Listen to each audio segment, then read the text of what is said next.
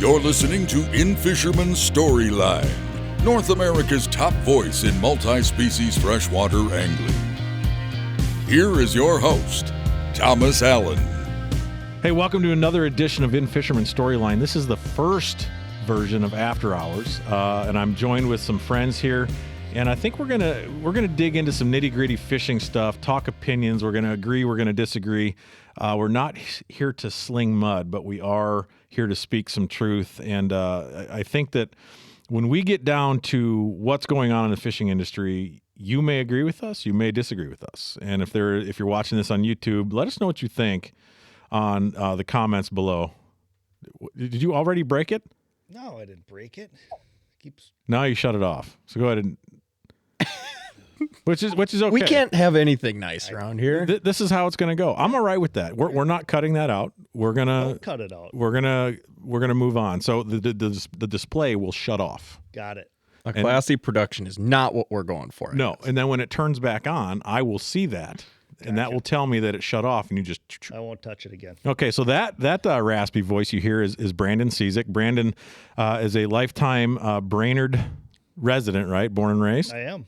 Okay, business owner here in town. I think a lot of him. We're still deciding on whether or not we're going to be friends, but he does own the local bass waters here. When he shows up, everybody's trying to get their money back because they know right where it's going. But I kind of enjoy that, and I'm going to tailpipe as much as I can. Sure. Figure out where you're at. Yeah. And next to him on the other side is Evan Blakley. Evan, you aren't born and raised here, but you've been here a long time, right? I've been here since 2012. Okay, so. What were you, 11? I was 18. He's the young pup of the group. So now, what's cool, and you don't really know these guys, and that's what's cool about it. But here in the hometown, these two dudes win 90% of the bass tournaments, and they're very accomplished. But they don't quit with bass. They love to be in the woods in the fall. They pursue other species. Evan has Jeremy is next, but I popped Evan's musky cherry this year. That wasn't your first one. I keep saying that. I've caught quite a few, those darn things. You can't really keep them off sometimes when you're bass fishing. But, Well, Jeremy's scared of their teeth. But Jermey King is a longtime friend of mine. We kind of started fishing tournaments together. We're not. How old is your son? He's 17 now? Yeah. Yep. So, all right, we're working on a 17-year marriage, you and I. Because it was right around that time. It's been special. It has been. Well, I thought he was a cool guy. Yeah. So Jeremy is also just like you guys. When he shows up to tournaments, everybody gets pissed and says it's King's Day. And you guys, every one of you, have kicked my butt on a bass water. It's not that hard. So I see you kind of like when you go from town to town, you just kind of pick the cream of the crop to show you the ways. Not so much. I like your tenacity, but no. Do I do what I'm told? No, you never listen. He's learning. I mean, I will say there's some key adjustments I've told you to make, and I've seen them trickle in. I've listened. I listen, but I also go back to the days when a fish will bite a crankbait, Jeremy. They'll do that still, won't they? What? Oh, God. As long as it's not purple. Oh, they don't know that joke. I'll have to show them later. I actually hung that lure up on my on one of my shed mantles in the man cave. So we'll talk about that later. That's a long story you guys don't care about. But yeah, Jeremy and I spent a lot of time on the water together, and so collectively, I know that we all have some pretty similar opinions. And I think what I would have liked to have had is somebody of an opposite opinion come in tonight. But we're going to give this a shot. We're going to keep it as PG and PG-13 as possible. But here's the thing. What I want people to take from our interview or our talk tonight is that guys like us who live and breathe to launch a boat, who work to get on the water, who have an outdoor passion, we have opinions and we know what's going on. There's a lot of stuff going on in the industry, and we're not going to pick it apart necessarily. We're going to talk about a few things and share some opinions, but my goodness, culturally, are we not the most divided we've been in this country? And it seems like in fishing, we're as divided as ever. And I would 100% agree with that. So things are coming, and I want to dig into some of this. We're going to kind of toss this around, and Jeremy, don't hesitate to jump in and cut us off.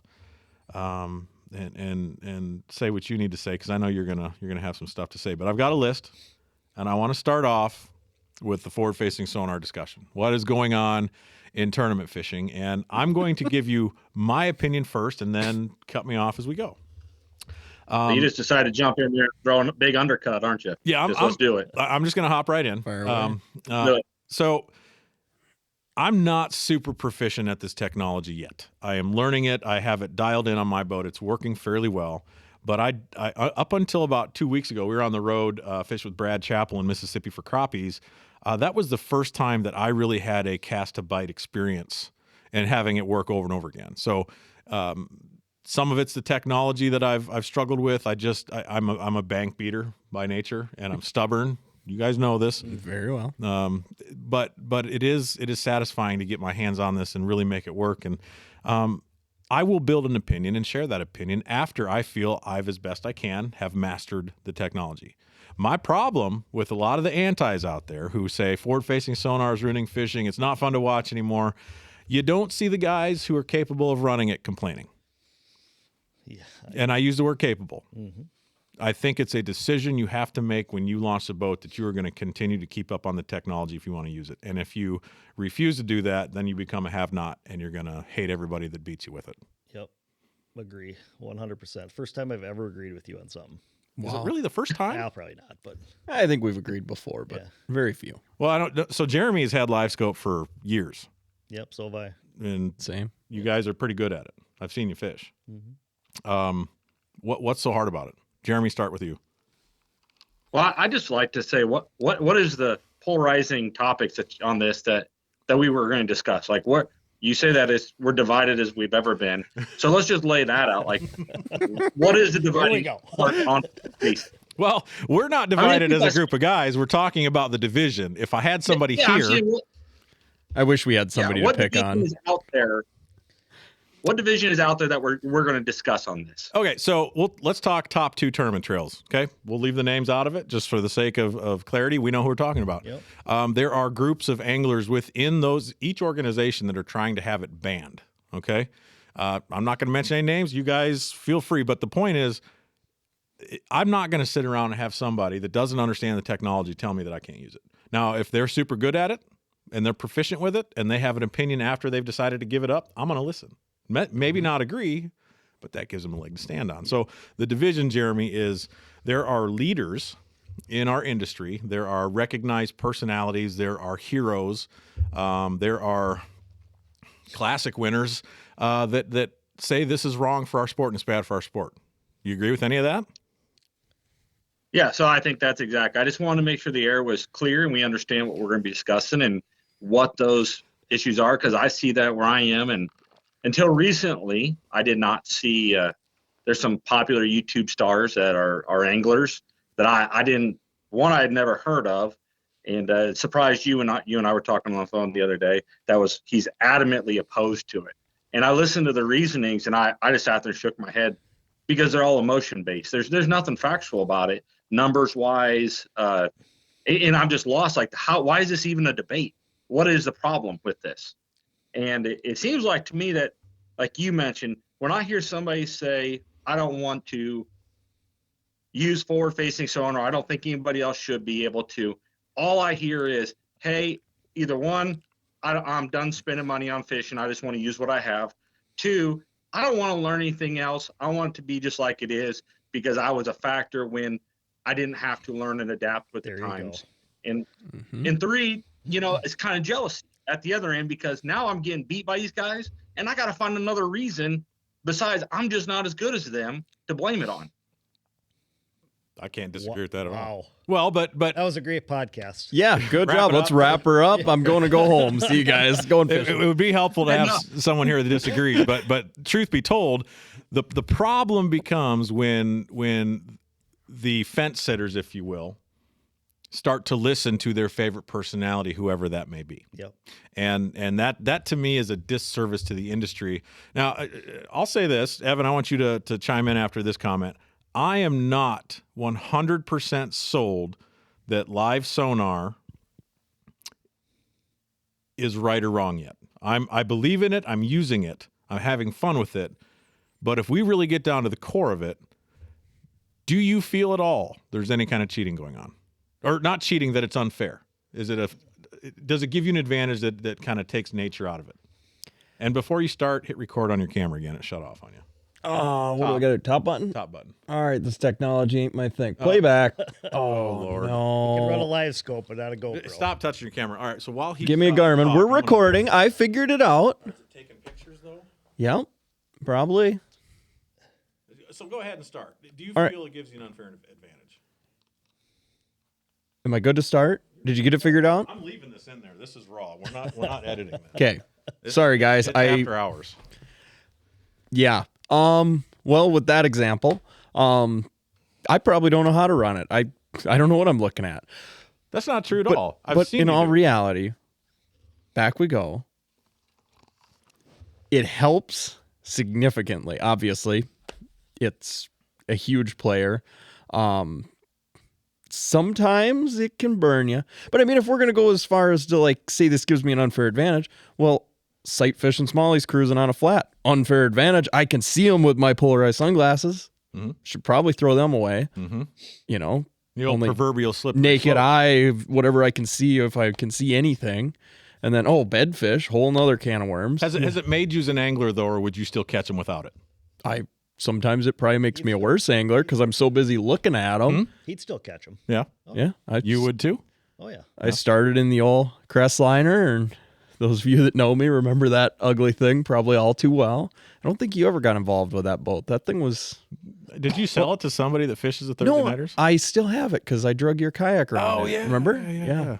That thing's We'll talk about kayak fishing later. That thing's... Oh, yeah, we won't go. Brandon's already ready to blow his top, so is Jeremy. I can see it. I'm going to say that it gives you an advantage over the guys that don't have it. Mm-hmm. So... In certain situations. Around Brainerd, you could still do work picking up a big jig and just burning stuff to the ground. Well, so Jeremy said this to me the other day, and this is an interesting point because whenever he tells me stories about his outings, I feel like he's, pillaged a giant pot of fish with live scope, but you really don't catch very many cast to hook set during the year, do you? Well, my take. I mean, I go to Texas every year, and I usually go down there in February or March. And this is just my opinion. 4 or 5 years I've had, a forward-facing sonar on my boat. I can tell you the first year I wasted so much time, in a way, wanting it to be like what you see, like a fish coming up and eating your bait. But really, at the end of the day, it's just a tool. I mean, it is simply a tool, just like my 360 is a tool, just like my side scan, just like my maps. All that stuff is just a tool. And this tool, I learned really quick that, and you guys might have a different opinion, but I see fish. I very seldom watch them eat my bait, or very seldom do I catch even a fraction of the fish I see. I'll know that the fish are maybe suspended. I can go through somewhere and see, hey, I'm fishing flooded timber. They're 5 foot down. I'm going to throw a bait that targets that area. Or, hey, there's a brush pile. I see a handful of fish set up on it, or 2 or 3. I make my cast looking at my other tool, like 360 or something, and I stare at my rod tip. I don't sit there and stare at forward facing. Now, do I catch fish on it? Absolutely. When I go to Texas, shad-based lakes in the winter, it's effective. It's really effective. Can you still catch them other ways? Absolutely. But have I gone down there before? Because I've been going down there 15 years without forward facing. Absolutely, and wrecked them. Yep. So it's just, I think it helps you target a different demographics of fish that normally aren't being targeted. Well, we saw that at Lake Fork. We did. Yeah. So other than that, I mean, it's just a tool. At the end of the day, it's a tool that I don't rely on my day completely using it. It's just a tool that I use in a situation. I'll use it and look at it, and then I'm moving on to my other tools. So the first real advantage I had with it was boat position. Like, I was really able to position myself off the weed edge or off a rock pile in a way that I had never been able to do before. That was the first thing I learned with it. And I'm like, man, if this was, what was everybody pissed off about? Like, this is just an extra way to make a better cast. But, that was 2 years ago. Last year, I was starting to use it to focus on fish and identify bait fish and things like that. This year, I'm hoping to take a step even further and be more proficient with it. But it's taken a commitment. And it's not just a commitment in maintaining your electronics. Everybody has to run updates. Everybody has to make sure your screen is clean, all this stuff. But you got to be on the water all the time using this stuff to understand how it works. Yeah, you don't put it on your boat, turn it on, go out there and catch fish. No. It's not that easy. But that's what the haters say. That's, yeah. Yep. It's taken all of us that have it time and money and, effort to learn how to use it. And there are 100% certain tournaments and certain lakes where if you don't have it, you're way behind the 8 ball. Mhm. But like Evan said, there's certain tournaments that, him and I could look at a calendar and go, yeah, I wouldn't even turn it on some of these days, but you're still going to get blamed for winning it with live scope. yeah, you are. Yep. Because you got it on your boat. That's right. Well, and so this is Jeremy wouldn't share this story with you, but he and his dad fished together in several tournament series, and they would win Angler of the Year. How many years in a row did you guys win Team of the Year, or at least first or second? I think 3 years in a row, but the last 6 years we won it 5 times. Yeah. So Nice. what happens is they're like, oh God, we're at Kings Lake, and of course they go to 3 different lakes and they all calling it Kings Lake, and it's kind of starting to think, well, maybe the rest of you guys need to figure out how to fish here. Yeah. Yeah. Figure it out. Catch them better. So, well, and listen, I wouldn't say this. I worked at Bassmaster for some years, but I wouldn't say this to some of the guys in person because it wouldn't be fair. But those that are struggling ultimately need to catch fish better if they want to stay in. And a top level tour, this is my opinion, does not reflect anybody that I am affiliated with or the friends that I have. But if you cannot fish inside the bottom 10%, then you should be cut. And that's not personal. You know what? The problem that has occurred in fishing is such it's such an intimate activity that we love so much. And because as fans, we're also participants, right? You don't have football participants, hockey kind of. There's a lot of that kind of carries on. But ultimately, the reason that we care about how other people fish is because we fish too. But rather than being butthurt about it and complaining that so and so, like, I like that you're both going to be fishing all these events this year on the Thursday nighters that we fish, because I want to be challenged to get better. Now, I'm not giving you too much credit, but you have challenged me to try other things. And Jeremy, this is going to hurt your heart a little bit, but I don't think I've thrown a crankbait in a tournament in 2 years here. Oh, What's wrong with you? You know what he is throwing? A big jig, because it works. That's my boy. Right there. Well, That's my boy. but the whole point is I'm willing to listen, and I think that the value that anybody that hates the technology or is an anti or won't even consider accepting it needs to do is they need to get in the boat with somebody. They need to listen. They need to rig their boat correctly, because let's be honest, if your boat is not put together perfectly front to back, inside and out, it's not going to function the way it needs to function. Right. Yep. So instead of blaming the technology brand or blaming the anglers that have it figured out, maybe you just bite your tongue. You get in your boat, you make it work, you commit to learning it, you make the commitment across the board to get out there when you have free time, make it work on crappies. I know you've done that. Oh, yeah. And walleyes. And just make it work. I don't feel like it's a tough nut to crack. I think as a professional angler, and I'm not, and I never will be, but I think you have to. My take on it now is some of these guys, they look at a 9-event schedule and they go, I'm going to compete in that one, and that one. And the rest of them are going to be live scope tournaments. The guys that don't have it, the way it turns out, like a lot of times those tournaments too are won with it. Everybody was jacking about the classic. Oh, they're going to be on the bank and this and that. Look who won it. He was staring at it for 3 days.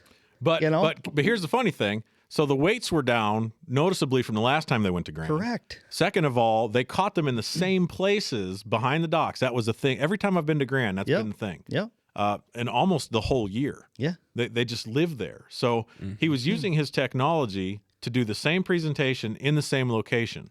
And he won, but I don't know that you could say he would not have won without it.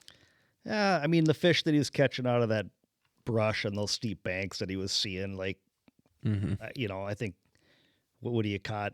Every fish matters. Yeah, would he have caught all of them? Probably not. Right. I mean, it's a different mentality when you see a rock or a piece of wood or something, and there's 5 of them swimming down there, and they're there. Like, and you might see 10 of the exact same rock, and then all of a sudden the 11th rock has a school of 20 sitting on it, and there's no reason they're there. This is the worst looking rock I've seen yet. And there's no reason for fish to be there. That's the biggest advantage of it, in my opinion, is you're running, take the little pond we fished last fall for our TOC. I mean, I hadn't fished it before, and I was fishing deep rocks, and it was literally just pull up, put it down. Nope. Go to the next one. Put it down. Oh, yep. There's 2 on that one. Catch one. Couldn't make a cast at the second one. If it's not going to bite, you go to the next. Like, so we talking about the one up by Park Rapids? Yeah. There? But how much time would you waste if you didn't have it? Well, there's that, but the other thing too, if you look back through the fisheries that have had big weights kicked out, or even anglers, this is one of the excuses I heard that drove me nuts. There's anglers that shouldn't have won.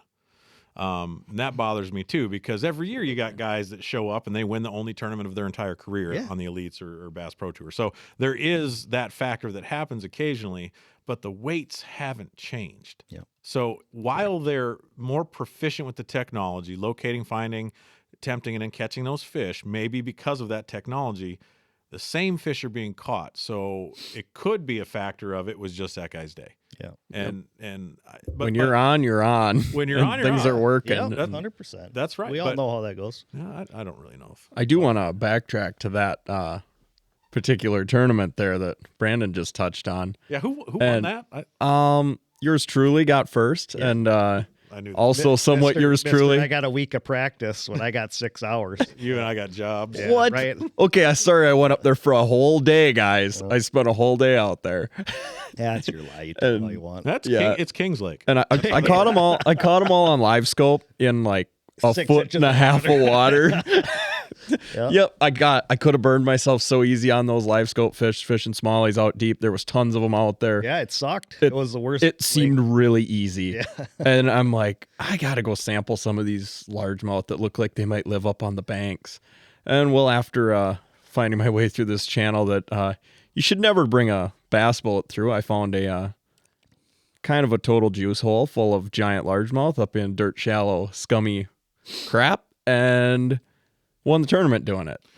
Yeah. I could have looked at them the whole time out deep and maybe had the same result, but I thought you'd be praying to catch 17 pounds, whereas I knew I could probably get 20 plus of these large. The overarching concern I have with all of this is it being governed to us how it can be used and to what extent. And I know that the thing that really chapped Jeremy this week was hearing a veteran angler personality give his opinion on it. Yeah. Knowing we all know full well HP. we all know that one of a super dude. Yeah. Okay. I don't think a man from his position He has no right to speak on has it. no right to speak about it. And Nope. and bless him. But you're right. Yeah. I agree with you. Yep. Jeremy? His ship has sailed. Yeah, I don't mean this in a bad way. No disrespect, because nobody's ever heard of me outside of a 2-mile radius around my house. I've heard of you now. First time meeting the guy. I don't give him that was one of the things we talked about. And I peruse YouTube a little bit. I'm not a big social media guy. So some of this is new to me. I'm way behind on it, clearly. But I was frustrated on the fact when I heard this one gentleman introduce a podcast from this other guy who has some starch behind his name in the bass world, but I'll be honest, doesn't influence me or never has influenced me on how I fished, unlike some anglers like KVD who you look at for crankbait knowledge and stuff. This angler he has a classic history, maybe 2, I think, right? 2, yeah. And Throw the spinnerbait. Yeah. Yeah.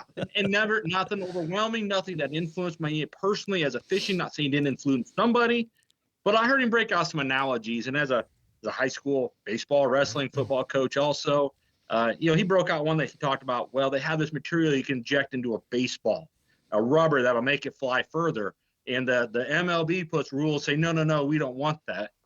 And he's comparing that then to live scope, going, we could do this, but we don't want it because we want to we want to keep the sanctity of our sport, and we don't want it to be crazy and all this stuff. It's too much technology. Well, you know what?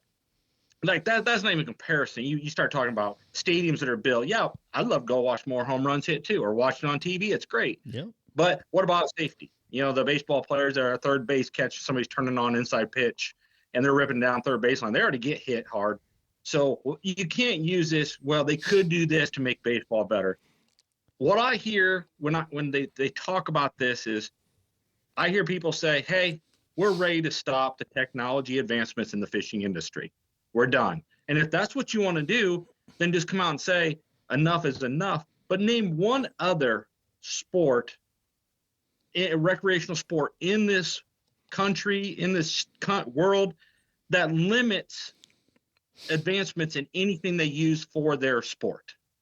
It's always better cleats. It's better bats. It's NASCAR. We wouldn't have the vehicles we do if they didn't push the limits of motors and looking for ways to make it better. Drives innovation. This way It he does. doesn't he doesn't think about the fact that in my profession, I have to do body recovery sometimes. This forward-facing sonar has now come up with in our department, and we're using it. It initially started as, when I first got hired, dragging the hooks around on a bar, hoping you snag a body to pull it up to give a family closure. Then we went to side scan sonar.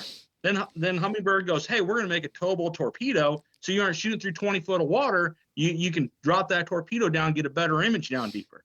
Now we're like, hey, we can use forward-facing for this and give people closure. Those advancements aren't just for fishing. They encompass so much that helps drive so many things. It's not just whether or not your feelings get hurt because you get beat, or there is a bad perception that this is bad for the sport and you're catching too many fish. Look bigger than this. Yeah. I saw the other day on the internet that there was a guy that found a car from a cold case file from like 25 years ago. Yeah. He was out fishing. Yeah, I bet I would have just probably laid a dot on it and never thought nothing about it. Somebody's family's going to be happy about that Absolutely. down the road when they get some closure. But I want to reiterate Jeremy's point, and this is something that I don't have to do that. I haven't been involved in a situation like that, but I hope none of us ever have to deal with that. But what the point Jeremy is making is the innovation that occurs is created at the top level. That is where the first versions of technology, product, rods, reels, boats, etc., that goes to the proving grounds. Those are the proving grounds. And I think that inside of that, it creates opportunities to branch out and reach other scenarios. And for that example, Jeremy, I'm going to use your example. You said to me a long time ago that you need that advancement so that you can provide closure to a family sooner. And the difference might be a closed casket. yeah, So I don't care if Joe Schmo has hurt feelings because he's lost his relevancy. He's unwilling to adapt and work with the technology. If that's your decision, that's fine.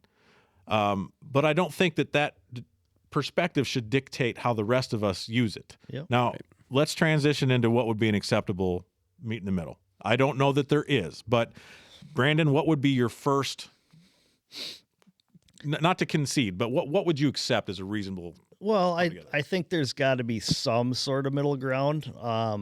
You watch, I'll throw his name out there, Caleb Summerall talk about, the amount of transducers that Fujita's got on his boat. I mean, I think he's got 5. Yeah. And he just flat out said, he's like, I don't have $30,000 to have this equipment. Well, maybe that's true. Maybe it's not. I mean, if you're at that level, you can get it one way, shape, or another. But, I think moving forward, I don't know, something's going to happen. You and I have talked about it. Is it going to be, do you limit them to 1? Do you have tournaments without it? Where's the fine line? I'm going to put another one on my boat. I think Evan put 2 on his boat. Like, Yep. I'm going to have 2, Yeah. it's just the way it's going to be. But I don't know, limit it to 1. And if you want to run it in perspective, you got to pull your trolling motor up and switch it over. And that's what you can have. I don't know. What's your version of this? I mean, You want it wide open? I just or do you love like going fishing, man. I don't really care. Put me in a John boat, put me in a kayak, maybe. I get all that, but I mean, think that there has to be a level of a standard. So around here, I don't see a huge advantage to the rear face, the jack plate mounted forward facing. I feel like I can do everything I do with that with my side imaging. But we're not scanning river channel edges and looking at, groups of man-made brush. Are we? Yeah. So I don't really know the advantages to that because I don't fish those fisheries. So I don't really know the answer to this. I mean, we want an answer. Well, okay. Well, I know you have opinions, Evan. I have a lot. If you had to write in ink, maybe blood today, you were going to write the Bassmaster rule. I'd say do what you want. You want to be an elite angler? Play the game. Okay. There you go. Let's go. Got his answer. I mean, I'm not going to sugarcoat it. Okay, so I'm going to overwhelm myself in all this technology. You can only look at one screen at a time. Well, I mean, kind of. But yeah, I mean, just let her go. Jeremy, you got a compromise? Yeah, let's be honest. Let's be reasonable. What can we do that is reasonable? And I love the word reasonable. I don't. What is reasonable, but yet still I am not allows reasonable. growth. So we put restrictions on rod length. And we're trying to talk the two big tournament series. We put restrictions on rod length. We put restrictions on motor size. We put restrictions on boat lengths. It doesn't mean it stops production at that point. We can still advance it. Let's look at that. I'm good with putting a limit on how many forward-facing sonars. We have a limit on how many rods you can use at one time. You can't cast out 2 poles and drag a Carolina rig while you're throwing a crankbait. Like, you got to use one. I'm good with a restriction. But to say this is bad for the sport, come on, man. Come on, man. Back to that HP guy. I forgot to hit on the part that really, really struck a nerve on me. And that was one of his first things he said is he's a big advocate for high school fishing and that this is ruining high school fishing tournaments. Yeah, no. I will tell you. Let a kid watch a fish eat on live scope and they're giddy. I don't care who they are. Well, according to him, very, very few high school teams can afford this. Yeah. And I mean, my history, Thomas, in a quick Reader's Digest version. 8 years ago, I worked with a legislator to get a bill passed in Iowa to reduce length limits on tournaments for high school kids, to remove length limits, and so they could catch 5 fish because our limit here is 3. And obviously that passed the House and Senate with 100% votes from Democrats and Republicans. Tell me one other thing in this. Oh no! Come on, man! Technology. Jeremy, come back! Oh no, Jeremy! I miss him. He was making a point. He was. He was arms I know spread. exactly he froze where he's up going. there. This is one of my talking points. Well, so there he is. Wait. Welcome back. And hold on. So you froze up there. Where was he at? He was right at the he's froze up size again. limit, catching 5 bass. Yeah, Gerald, you got us back. This is bass or this is in. Hey, it's after hours. It's bro. after hours. So something happened there. You kind of broke up. I'm kind of starting to see you come back to life. No, you I'm were in the middle of an excellent rant. Where was he? You were right at getting it passed from 3 to 5 fish. Carry on. Yeah, so like I said, we got that passed. So the kids, we had more opportunities for kids. End up going across the state for adults as well. Any tournaments, 100% Democrats and Republicans voted and agreed. Yes, it's a great bill. And to hear this guy say that this is ruining this, I can tell you, I'm the president of the local fishing club. I research. I reach out to schools all the time. I'm as involved in the state of Iowa as anybody. And I go to the national world championships. I have a son that's a junior in high school that last year fished the world national championships in La Crosse, Wisconsin, against 400 other teams from all across the country, including Zimbabwe, Africa. And I can tell you on the picture that the Bass Federation took while we were on the Mississippi River of my son and his fishing partner, and I'm standing on back watching, I have a spot on my bow for my forward-facing sonar, and that spot was blank. I didn't even put it on. It wasn't a factor. We didn't use it. Yep. We were fishing Mississippi River. I didn't need to put it on there. I didn't need to beat it up and down on the river going up and down thing because it wasn't going to play. And then for him to say that this is going to hold kids back, out of those 400 plus boats, I would put money on that over 50% of them had some sort of forward facing sonar, more to the tune of 70 or 80% of those people. And to use that as an scapegoat to try to get people to feel bad and play on emotions, shame on you. Shame on you for going down that road and trying to use that to push your agenda and to say that sort of thing. That's garbage. Yeah. There's a clap button here. Oh, not that one. Oh, yeah. Wow. After hours. And we're back. Jeremy, I don't know if you could hear that, but I got some sound. Did you get it? That was pretty exciting. There's a hand clap here. I'll have to find it. But that was real nice. But see, I do think that it may promote the gamer age, the kids right now to get more involved. It might get them outside. And I feel like that where we're at as a country, where we're at as a society, anytime outside is a good thing. Anytime. Doesn't matter. Like, if a kid wants to go stare at forward-facing sonar to catch a bass, let him do it. Let him do it. Yeah, he's not playing Call of Duty in his basement. That's right. There's a lot worse things you could be doing. We haven't turned our Xbox on in a year. Yeah. Because Tommy's just so into the fishing right now. And I think that's a benefit. But go back to the compromise. So I understand there are two sides to this argument. Is there a way in the top of levels of bass fishing, Jeremy, where we can come to a place that appeases to some extent both parties? Or is it as Evan said, if you want to use it, use it. If you want to compete, get good at it. What do you think? Yeah, let's talk about a compromise. What is a compromise? My opinion, compromise is where neither parties are happy, yet they both feel like they won and they both feel like they lost. So what is that compromise? I think personally, and it's just an opinion, I think you limit yourself to one forward-facing sonar on a boat. Since we limit you to one rod, we put all those other restrictions we talked about on it. Let's stick with one forward-facing sonar. Still allows the advancement of that technology, still allows you to use that technology, but in a reasonable manner, not saying that you're going to catch more fish if you had 5 of them on there. I mean, it's just a tool. It is, bottom line, it's a tool. But a lot of times these folks that are having an opinion, they don't have it. They hear somebody talk about it. They have a perception of what this is and how it works. I was guilty of that when I first got it. I'm like, I'm going to catch every fish I see now. Yeah. There isn't a fish in this lake that's safe. And sometimes that perception is reality to people who aren't engaged in it. Mm-hmm. And once you have some experience in it, that perception will change. Like, hey, that's not the case, because I will have anybody come on my boat with me. I will show them where the fish are, and I'll sit back and take lessons on how you catch them all. Well, my compromise is one. I will go there with that. I agree. One.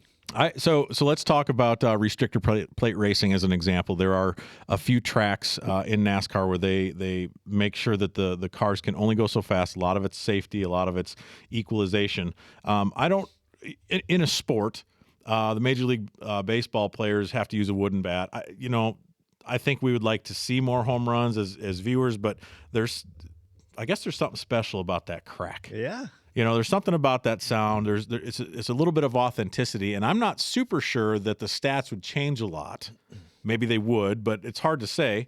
So I guess I'm in a little bit of favor of a balance, and that is not necessarily to keep personalities or anglers involved, because I think if you can't cut it, God bless you, you don't belong in the top levels. But if we are going to come to a compromise, and this is an opinion. I've heard some discussion about what research is being done and what could potentially come down in 2025. But I do think a limit on screen inches, a limit of 1 to 2 transducers, or maybe a limit of a couple transducers on the boat in total. Maybe it's 4. I don't know, but a couple of those being live sonars. So I guess I'm in favor of there being a balance, or I'm willing to accept. I don't want to say I'm in favor of, because I do agree, if you want to compete on the elite level, you should have access to the technology, and may the best man win. So I'm willing to concede a little bit of balance to keep people involved, to kind of reduce the tension, because I'm really tired of tension. I'm tired of our political state. I'm tired of our culture and society battling things out. And I guess I'm willing to concede a little to just get us back together to a single voice. Because really, when we're divided, we're not powerful. Yeah. We don't have the reach that we would if we were together and on the same page. So if there's a way to bring back that unity to an extent, I'm willing to get behind that. But within reason. I am not willing to cancel all because a couple of guys can't get it done. I'm not behind that. I agree. When there's somebody coming up the ranks that'll do whatever it takes to win,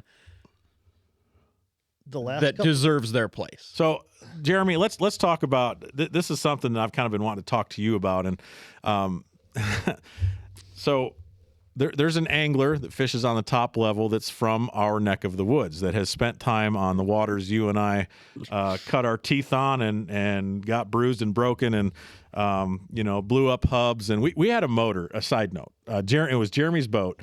It was I don't remember the year, but a Mercury Thunderbolt. So super tall, super skinny. Oh, boy. The old Tower of Power. The Tower of Power, and she screamed, but all 100 horses of it. I bet. We were so embarrassed by the two batteries we had to go through to get it started. We'd stop on the side of the road about 10 miles from the ramp and run through a battery to get it to fire. And then when we got to the ramp, it would start somewhere in the middle of the next battery. If only you guys knew a mechanic or something. Maybe if you could have won a tournament, you could have paid to got it fixed. But, we did okay. We did okay. Well, I believe Jeremy did good, but I know how you are. See, I knew we were going to go down this road. Listen, the net guy gets paid the same, Roll Tide. Hey, bad brother. No, but I don't remember the point. I'm still working on my netman craft. The point you were making is you were driving to some lake that some other elite pro was fishing. So Jeremy, correct me if I'm wrong. Like there's a dude that fishes on top level now that fished on a lot of the lakes we did, and he was pretty dominant before there was forward-facing sonar, was he not? Yeah, he came into the scene and initially did not have it. You could tell because all of his YouTube videos, you could see what he had available. And I wasn't saying he won every tournament, but he was a factor. He was in the top 3 to 4 every tournament. No questions asked. Mm-hmm. And there's a number of these other younger anglers that have the same foundation. So my whole thing with everything from when we started this conversation 44 minutes ago, and we still got 6 topics to get to. Oh boy, goodness. We might have to trim that list. But if you don't have a basic understanding of a bass and the equipment required to catch them, forward-facing sonar is going to do you jack squat. touche. You have to understand the bass first. Yeah. And Jeremy, there's another correlation here I'm going to make that you there's a few things Jeremy has said to me over the years that I won't ever forget. A lot of them have been cuss words and back up and what are you doing and get the net. But Jeremy said that the turkey blind was the great equalizer for turkey hunters, that it allowed bad hunters to be successful. It allowed successful hunters to become good and good hunters to be unstoppable. And I don't disagree with that sentiment, but I would apply the same mindset to forward-facing sonar as it gives that advantage. It allows you to learn more quickly. But you know what else did that? 2D sonar. Yeah. Mapping. In fact, Minnesota tried to ban a flasher. You probably weren't alive. I'm just No. But it actually happened. They almost got a ban on flashers. Yeah. I tell you what, the very first time, like I remember my very first catch on a Vexlar flasher, and man, it was epic. It was totally epic. Sitting Big here red fishing line. this little reservoir down in Rochester where I grew up, and me and my dad were out there fishing. I had nothing. We'd just, drop down and about right there, and you'd catch a few crappies. Well, this other guy came out and we knew him and whatever. I sit down and he's like, they're coming in right about here. And I'm like, what? Oh my gosh, I could see my jig. This is crazy. And then all of a sudden a big red line appears and I catch a crappie. And I'm like, well, game changer. Buying one of those. This is happening, Dad. We got to get one of these. So, yeah, but you know what? It still Here we are. influenced you to move forward. It still influenced you to learn more. I think there's absolutely. a value. As a kid, like that was awesome. It's super engaging. engaging. Like I don't know who you'd be like now moving to forward facing sonar. Like you can't tell me a kid's not going to love this. And just the excitement level that, instead of just blind jigging down a hole, all of a sudden I can see the fish come in. Like that's super cool. Well, I think that if we're willing to learn from it, if we're willing to try to find a way to make ourselves better anglers. And if it does get removed, right now they're traveling the state in town hall meetings to look to see if the opinions of the angling community wants it gone, which I think is the wrong way to go. Yep. I want science stuff. I don't want opinions. Yeah, and it's going to come down to a lot of people that, you know, the have-nots are going to complain. Correct. And they're going to sit there and complain. Go to work and work the hours that you're taking to go on Facebook and complain about this. that's right. And it's not that expensive. I mean, It's doable. It's a it's commitment. very doable. It It's a is, but commitment. it isn't. Depends on. I'm an Figure it out. impulse guy, and I'll go buy a transducer right now again if I No, feel like I would need a third one. Well, that's probably part of what makes you a good angler, having the impulse or the ability to listen to your instincts. But bottom line is, I think it's just not smart enough to not listen to them. But we're all married. We know. Okay, carry on. We got 6 more topics. Well, the point is I don't feel like this is the end of fishing. I don't feel like it ruins fishing. In fact, I watch Bassmaster Live with the same interest that I did before it. Yeah, so absolutely. if you don't like it, guess I what? love the good news is watching you a can guy look shut down it like off. this and catch fish. Yeah, shut it off Versus if you don't like it. not catch fish. But it provides what I love is it provides an opportunity for anglers to learn about boat position, making the right cast. You want to talk about building your skills? If you adopt this technology, you're going to become a better angler, not just because of the technology, but because of the details you have to focus on. You can't tell me how they're streaming the picture from LiveScope or whatever brand onto the screen. The people aren't learning from this. Oh, look at that school of bass, how they're positioning to the shad. So much yes, fun. it's all stuff that we saw with 2D and whatever, and you can kind of piece in your mind. But seeing it live action, these fish swimming around, and how they're reacting to a bait, and How they stage with cover, how they interact with each other. There's so much good information to learn, and I think the bass how anglers, the three of you guys especially, and I want to consider myself among the group, but really you guys are students of bass. You're passionate about where the fish is every single day of the year, and your ability to find and conquer that fish, which as hunters and gatherers, that's an innate ability that I think we want to become good at. So this is just giving you a set of eyes under the water to apply what you're learning. And if you're not able to apply the lessons that are being provided in front of your eyes, that's not on the technology. Right. That's not on the winners. That's on your decision to not allow it to teach you. that's a funny conversation there. Briefly, back in I believe it was like middle school. I had to So write. 5 years I ago. had to write. Yeah, about 6 years. Get it right. I had to write a paper about what I want to be when I grow up. kind of a standard question. Well, me being kind of me, and a smart little aleck. bit different, a little bit, I wrote all about how I was going to be a hunter gatherer. Here we are. Well, the way things are going, we may have to have that skill. I mean, I'll be fine You know? with all that. Yeah, me too. Well, Jeremy kind of provided a segue. We went over on it, but the next topic on the list here, and it's very close to my heart. I know that you guys both care about this, Jeremy especially. Jeremy blazed a trail in Iowa, and I'm thankful to be a part of a little bit of that. There was a day we went to the state house and had to sit down with a focus group, or what I don't know what they called it, a special committee. That's right. Had the head of the DNR there, and I looked over at you Joe yell? Larscheid. Did I not tell him he doesn't know what he's talking about, Gerald? I did.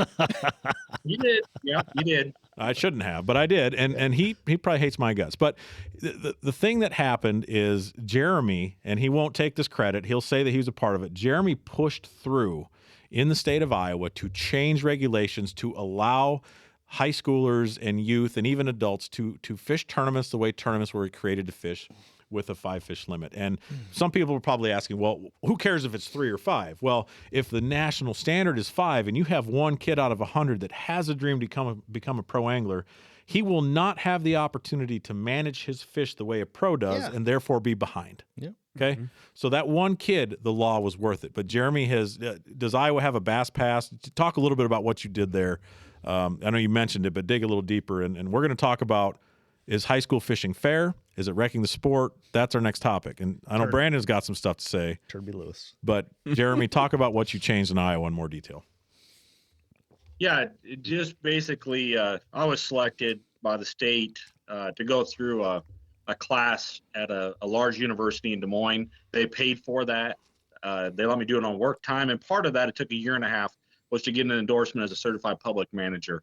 At the end of that day, of that classes and stuff, I had to do a presentation with a group, and they broke us into 5 or 6 people, a class of 30 maybe. And we each threw out ideas like, hey, what would you like if we picked your thing, what would it be? And so we went around the table, and I said, I'd like to introduce high school as a sport in Iowa for high school bass fishing for kids. And all of them were like, we don't know what bass fishing is, but yeah, let's do it. That sounds like more fun than talking about speed cameras or something. Yeah, those should be illegal, by the way. So we sat down. I contacted my local legislator. Never met him before. A guy a little bit younger than myself named Jake Chapman, who ends up works out to be a terrific friend of mine. Mm-hmm. I run this by him. He says, I like it. I don't know much about it. I like to fish. But basically the problem we had in Iowa is the DNR would put what I would consider over stringent regulations on bass, as far as not just 3 fish per person, if you want to harvest them, but more than that was they would determine what lakes got tournaments by putting length restrictions that were unreasonable, in my opinion, on other lakes. We have one lake in southwest Iowa called Green Valley. That length limit on that lake is I believe 20 or 21 inches. So effectively removed all tournaments from that body of water. That's a great lake. It is. And if they had a tournament there, only maybe 1 or 2 fish should be weighed in. And I believe that was done with that intent. And so there's a number of lakes. Our laws are complicated when you go across the state. Every body of water, it seems like, has a different regulations, whether it's owned by the county or the state. And so my goal was to make this bill and just to wipe that clean if you have a permitted tournament through the DNR. And if you do, then you have the exemption of waiving the length limit, because what I wanted to see was kids, and we're talking from what we call the junior division, elementary and junior high age, all the way through high school.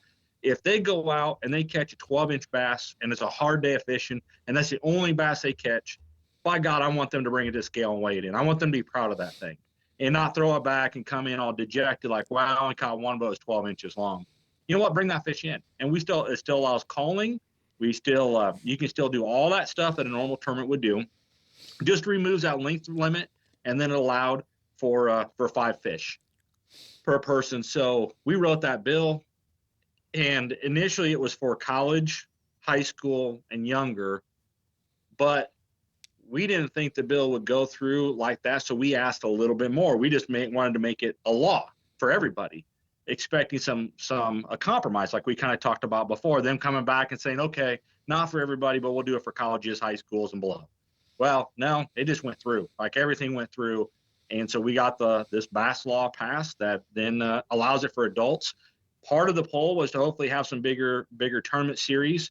And sometimes they were doing AOYs that were only having 50 boats. We were hoping to get them to like Okoboji's and places like that, because of the amount of revenue that they brought in the millions for 5-6 day events was unbelievable. And I learned a lot through the process. There's states like California or Kansas, their fisheries biologist, the head of the fishery biologist, I talked to him and interviewed him through his process.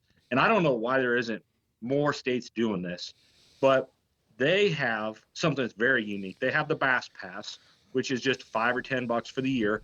You can buy that pass. That money goes straight back into providing stocking of largemouth and smallmouth bass into lakes. It's earmarked specifically for that. But Kansas has also gone after lottery money that comes in through the state, and they use that as economic development, and they built a hatchery just for bass, because bass is such an important economic resource. And then add on top of that, Kansas also found out a way when they're hatching those bass to add a natural hormone to the water to then when those eggs are hatched, over 95% of those eggs are female. Those fish are female then. Wow. So they only have to stock half as many fish. And this technology is available. It's out there. This science is there for people to use, but places like the Iowa DNR, when I told this to them, they're not interested in it. They're not huge fans of bass fishing. So there's a lot of good information out there that we can use. High school fishing was something that I'm passionate about. It's unbelievable at first. In those, it sounds like maybe Brandon, is it you that's done some as well? What's that? We've all been involved in high school fishing. Both guys have captained. Yeah. But the thing that what you did I think that we didn't anticipate fishing to be or it to take off as it did so strongly. It's huge. It's super important, and it's something I care a lot about. My son is in it. Jeremy's son is in it. You know, it's something that I feel like really brings us together, and I don't want to end as soon as it's going to end. But there's absolutely an element of entitlement because of the way bass fishing is viewed on the national spectrum that is having an impact. So the question that I have for you, Brandon, and we talked about this earlier. How is high school fishing affecting kids, and how is it affecting the sport? You have an opinion. Oh, boy. Let's have it. You know, when I was in high school, I started fishing tournaments with, you know, a buddy of mine that you know. And, you know, we fished out of a 14-foot boat with a 15-horse motor. And, you know, we had a tub-style live well in the middle that we had to fill with a 5-gallon bucket. A lot of those tournaments we fished were 8-fish derbies, you know. And at 16, 17 years old, we were competitive fishing against guys in big boats with, you know, big motors and all the stuff. But what I've seen it become, and I don't know, I don't want to hurt your feelings, Jeremy, but at least in our neck of the woods, there is a certain level of, some of these kids have a huge advantage over the other.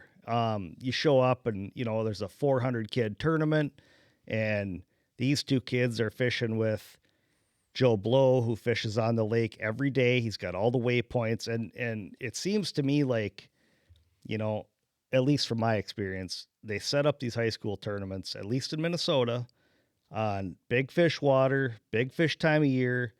They do a lot of betting smallmouth tournaments. They wanna beat their chests like, oh, we went out and we caught these, you know, 6 giant smallmouths. Well, congrats, like, good job. But the kid that won is in the boat with the guy that's got all the waypoints, and that's what it is at the end of the day. It's not a, you know, we're sending out 30 teams and they're all in a 14-foot Lund with a flasher and a trolling motor, you know, and to see who's going to rise to the top, you know. And maybe I'm overthinking it, and that's not what high school fishing should be. It's, let's get a bunch of kids into the sport, which I love.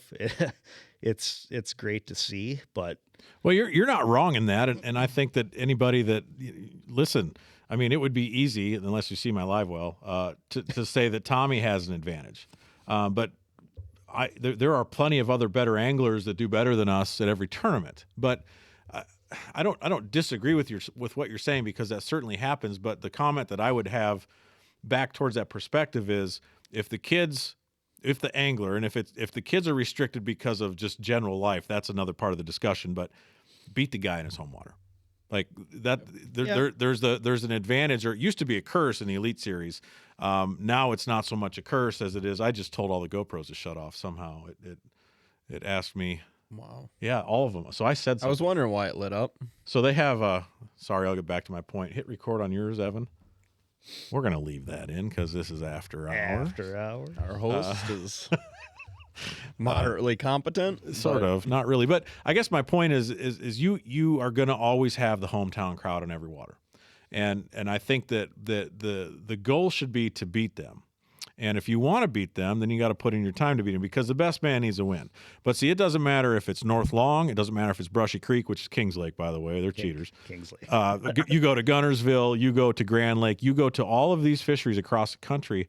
The dudes that live there naturally get a nod for a likelihood to win. They don't always win. So I think that's the great equalizer in fishing is nature, and you're at nature's mercy and how you adapt and how you make those decisions. So I think what you're saying was going a different route, but my point is, like, if you want to beat the hometown guy in his lake, you need to work harder. Yep. But I will also say that the stuff that happens at the pro level, whether you like it or not, believe it or not, it trickles down, and it starts at the high school level now. It's phone fishing, and it's waypoints, and I mean, these kids are 14 years old, and their boat captains are calling and getting spot. Like, Is that what it should be? No. What do you teach in there? And maybe there's a I don't think we have really an off limits rule in high school fishing. No, maybe there should be. It's free for all. Yeah. It's and I know this because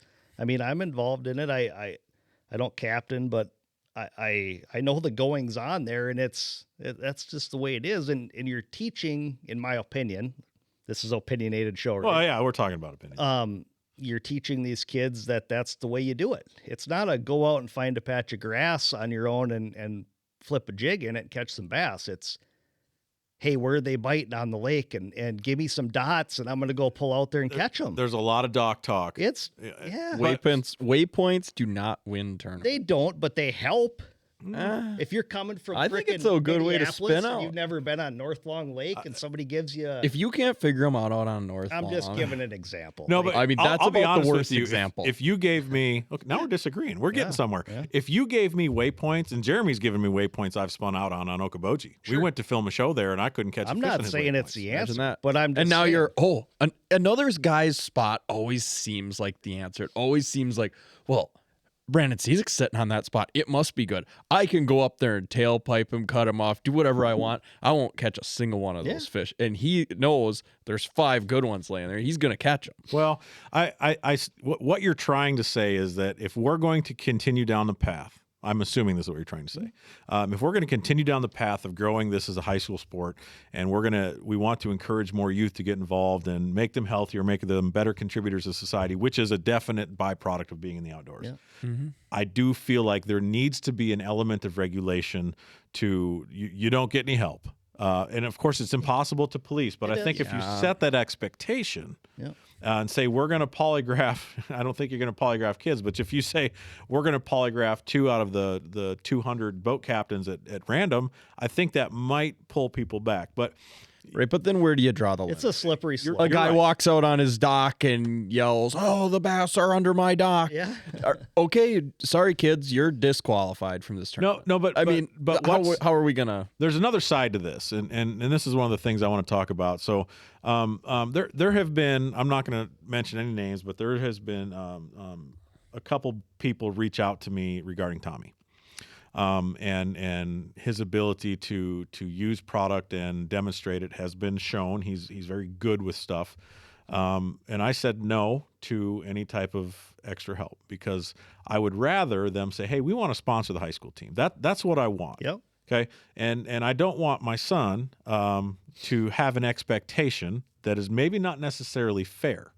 And it wouldn't be if anybody else out there, listens to this and whatever, like I make sure Tommy's outfitted, right? I'm blessed with what I have and what I do. He's able to be prepared. I saw your house earlier. It's a mess. I wish I could show you folks at home a picture of this disaster. You should be able to load in a picture. Just take a picture of that. You should be able to snip that in. I could have Catherine send me a picture, but the point is I want Tommy to earn that kind of opportunity, but because of the way professional bass fishing is, it's kind of trickled down as an expectation, like, oh, I'm going to get on social media and talk about how great Daiwa is. Yeah. Daiwa's great, but you know what? So-and-so doesn't have the cred to really promote that. Yeah. And so I think what needs to happen is, I'll be real honest with you. I'm not a super big fan of wearing jerseys at high school events. Yeah. Because you're not actually representing a lot of those brands. I've talked about it with a lot of our mutual friends that represent those brands. Mm-hmm. And it's not very well taken. It's not. Like you don't get to just slap this name on your shirt, and hey, I got a Lund, hey, I got this, hey, I got that. That's not teaching them anything. No, and the reality is the industry only has so much money in it. Period. Yeah. The endemic people, the Berkeleys to the Daiwas to the Humminbird to Garmin, across the spectrum, there is only a limited pool of money. And what's actually happened, and I will go to the bat for the pro anglers out there, walleye guys especially. Yeah. It's super hard for them to make a living. Yeah. For a lot of reasons, but most of which is the sponsor dollars are being spread so far out through the spectrum, and social media influencers. I hate using that word; it makes my skin crawl, but I don't agree with that because a lot of these influencers, and I'm sure there's a few that are legit, okay, I'm not going to say that all of them are legit. They reach a lot of people. I mean, they do. But Jeremy, go ahead, say it. Yeah, help me out. The jersey part. What are you talking about? How you don't like jerseys? We might come up with something we finally disagree, which is good. No, I'll be honest. I don't have a problem with the team jersey as far as the kids showing up wearing the same thing. Yeah, you're a Brainerd Warriors fishing team. I'm fine with that. I would be a little bit more in support of the contributing brands to the high school team. All right, not you get a 10% discount. Okay, it's not so and so gets to buy a boat every year at 10% off or whatever. It's what local organizations, Brothers Water Sports and Kayak Shop, if they want to contribute, if they want to contribute money to the bass fishing team, that brand is on that jacket or on that jersey. It's the brands that offer discounts that somehow make the kids think they're a part of that team. Yeah. I think that jersey should represent the contributors within the community and especially the team. So I don't have a problem with jerseys, Gerald, and I do call him that. Don't ask me why, Jeremy. I believe that jersey needs to represent investment. Yeah, that's where I'm at. The brands that are stepping up to make it happen. That's what I wanted to hear because obviously I put together our jerseys. I do our fundraising, and that's our only way of waving the flag and thanking people that invest in us so I can buy them tackle packages. I got enough money this year to buy all the kids their jerseys. I buy them their licenses when they head out of state. Like that is important to me, the jersey part. So I'm happy that you weren't just saying jerseys are no good, period. Our local sponsors that support us, we're going to wave their flag for them. Yeah, and I want our kids to have to wear them on the boat. It needs to be a requirement. Our kids need to show up to the rules meeting. They need to wear them at the rules meeting. Yeah. And then there needs to be team activities where you show up wearing your jersey. But I don't support putting a brand on your jersey, anybody, that is not contributing to your betterment. Now, if it's offering you a discount, that doesn't count. Yeah. Okay?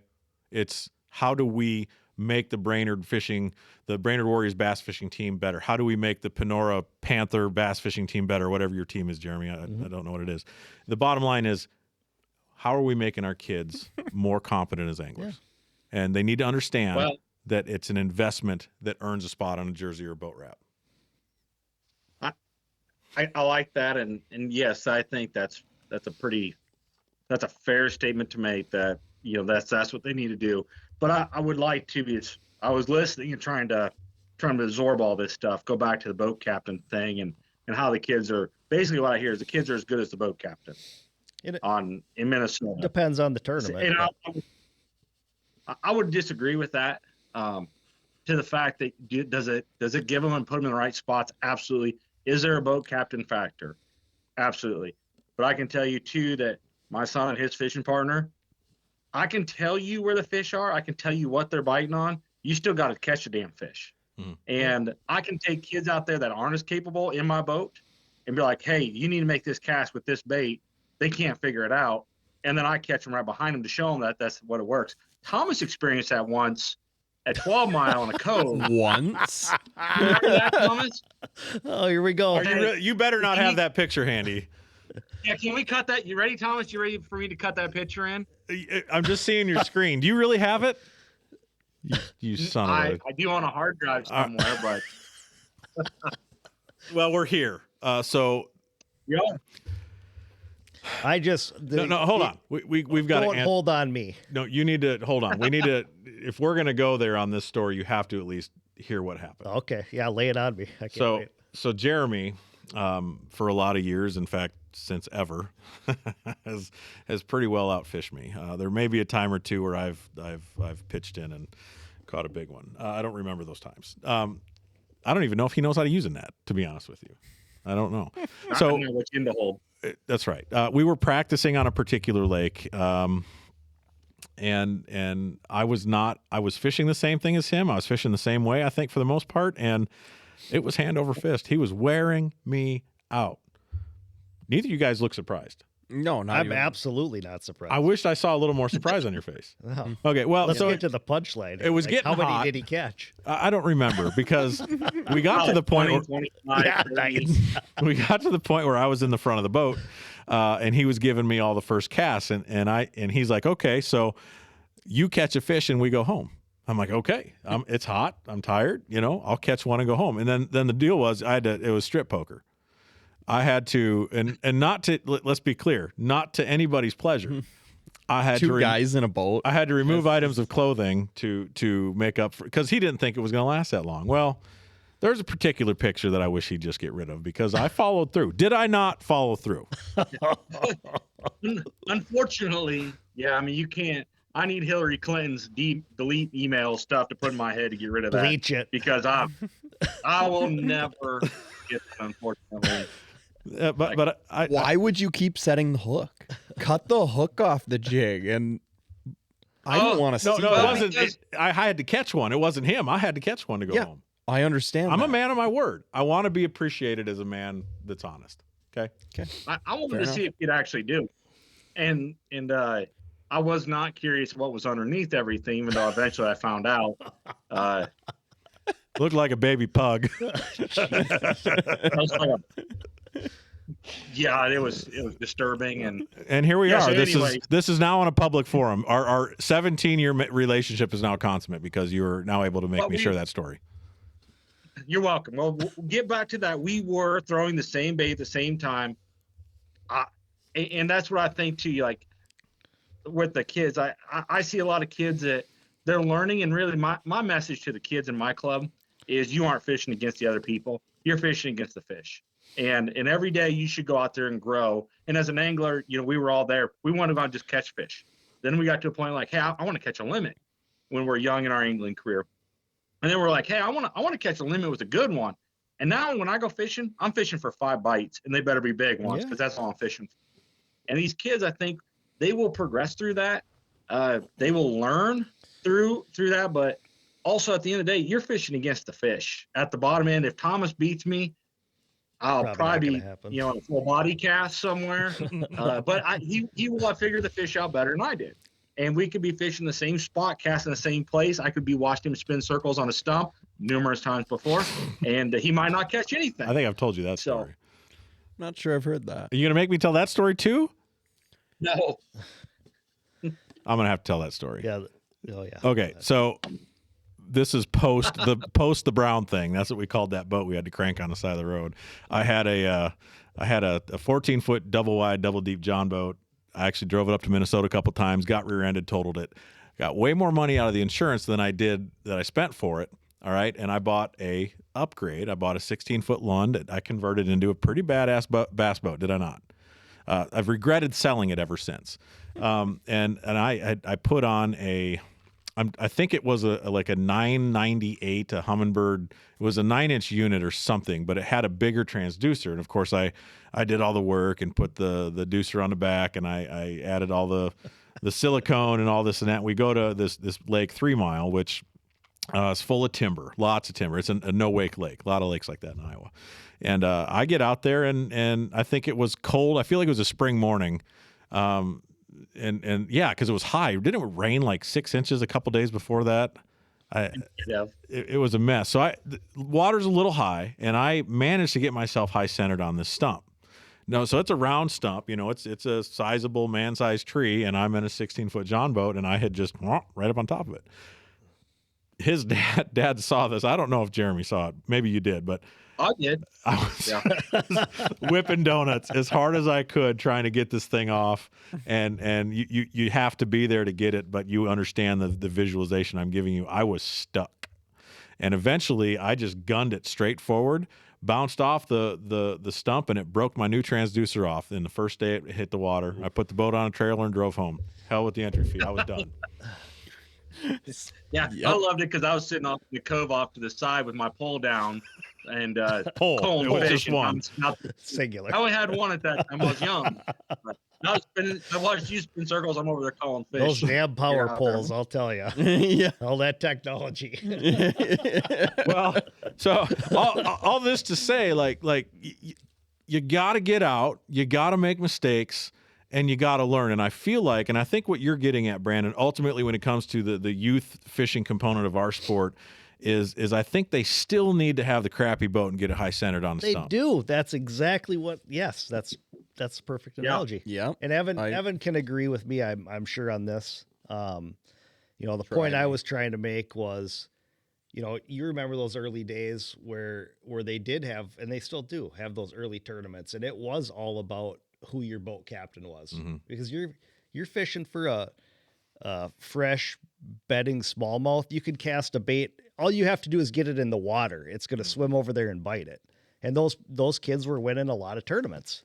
And do you think that's better, or do you think those kids fishing in a pro-am like they do with us, where it's, hey, those are some of the best tournaments that I've fished in, and I suck at the every fish counts thing, but I still donate my money. He's great at it.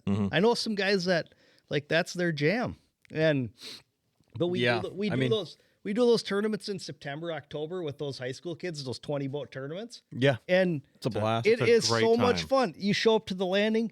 Hey, little buddy. I mean, I've had some 13, 14-year-old kids, and they, in my opinion, they learn way more fishing with 100%. with one of us, that's how I grew up fishing. That's right. But think for a minute, if we had that when we were that age, if we had that type of opportunity to get in the boat with someone other than our dad, and bless our fathers, but ultimately someone to really teach us the nitty-gritty, the grind of what it means to be a fisherman, that would have helped me tremendously. I had a few of those guys in my youth, thank God. I had the Steve Quinn and I had the Kurt Compton. I mean, those guys taught me so much about fishing. It's incredible. But see, we were able to Jeremy, Brandon, and Evan, we were able to purposefully seek out the information that we thought we needed. It was deliberate. It was a decision. Yeah. Well, I think the learning curve has been shortened because it's so readily available across the internet, and this is what it is. I guess we need to just accept that is our scenario, but they're able to garner that information that took us a long time to learn and took deliberate actions to learn, and the same thing's happening on the top levels of the tour where they're not deliberately seeking the time to become better because it is a stress. Yep. And I don't have a problem with people that don't want to advance where they're at, youth through elderly. If that's your decision, you live in the bed you make, but you don't get to make someone else's bed because you don't agree or you're not willing or otherwise capable to do it. And that also goes back to the youth fishing thing. You want to beat the dude on his home water, you put in a little extra work. If you're not able to, and that's not your fault, so be it. That's the scenario. Yep. But if you want to win, there is absolutely no substitution for time on the water. No, there is not. 100%. Other than a little bit of luck sometimes. Yep. Yeah, I don't know about that. I think a lot of those kids like to do it just because they like to go fishing. And to me, that's great. Yeah. The more, I can bitch about there being a 400 boat tournament on a lake a week before you and I have a tournament on it. Yeah, but but they're out there fishing, and God bless them. That's at the end of the day, that's what I want. That's what I want. It's a decision. Beat the fish up all you want. Yeah. We'll still catch them. Someone's still gonna win, even if it only takes 4 fish. Yeah. So that actually, you just said something that makes me want to segue to the next discussion topic here, and that is tournaments' effects on populations of fish. You've said it a couple times, and Danny Quinn and I have had a couple spirited discussions about catching smallmouths on bed. Yeah. There's a discussion that I had with a person I work with who thinks all spawning tournaments should be banned. And I can tell you, I've seen studies, I've looked at data. I've been at tournaments. Jeremy is deeply involved in biology. He knows a lot of this. That I can't say that Round Lake right up the road, however many acres that little lake is, I'm not saying that lake will not be impacted by a spawning tournament. But what I'm saying is the fishery is not going to be impacted by a spawning tournament. Not saying that the bass you catch, even if it's catch, weigh, or release, I find that to be moot point. Those fish are going right back to their bed. That's Smalley's nature. Yep. Is it ethical? What do you think? South to north, the entire gamut of spawning tournaments. Oof, that's a loaded question. I would be okay if they didn't do any of them. I fished some team tournaments with the guy in Minnesota. Is probably one of the best bed smallmouth fishermen there is. Like it when it's happening, you can't miss. I want to be in his boat. Yeah. Like that's just, and he's taught me so much, and it's one of those deals. Like he'll agree with too. You go to a lake, if it's June and there's 20 smallmouth in there, everybody's going to find them. Mhm. And that's what it is. It's run here, run there, run there. I wish they'd just get rid of it, but I don't know.